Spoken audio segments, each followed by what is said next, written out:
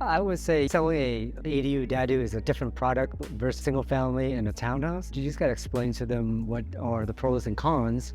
And so definitely there are going to be some cons, but highlight the pros or why price point or not.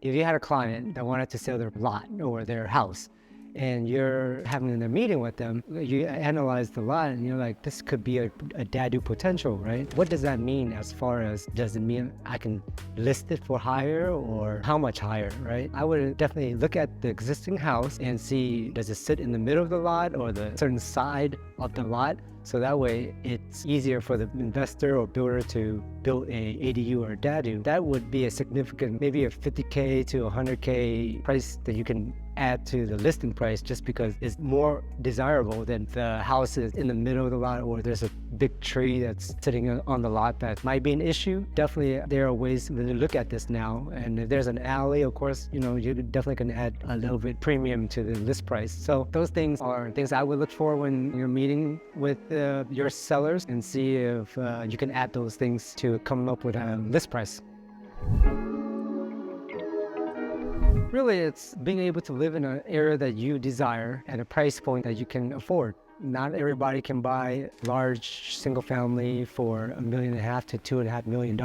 But if you like to live in one of the desirable neighborhood, then this is a way for you to get into it and be able to live there. And I think is more desirable than townhouses, because at least this has more of a close-knit family feel more than townhouses that feels more like apartments. But this one is, you share things so that you'll run across your neighbors more frequently, and maybe, who knows, you each become close friends and share some sugar with them. I don't know.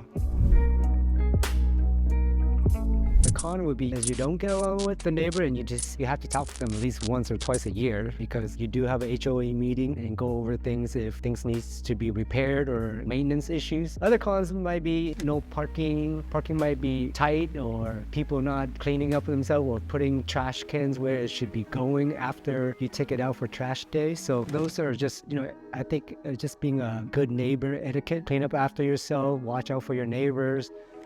Do things like that just to make sure everybody have a clean and safe environment to live in. And especially if they have a kid or two that is in that 3 unit, that you take care of them. Definitely just be patient and take your time, especially your first few projects. Don't try to do too many at once, and really learn as much as you can, whether that's either hiring a GC but showing up every day or every other day, just so you can know every facet of the process. Then once you get comfortable, then you can definitely take on more projects or take on the GC role yourself if you like. But again, you need to figure out where is your time best spent and what do you actually have a passion for doing throughout this whole process of construction and investment. Put yourself through it so that you can learn from A to Z, and then throughout that process, figure out which part do you like the most and which part you rather just hand it off to somebody else.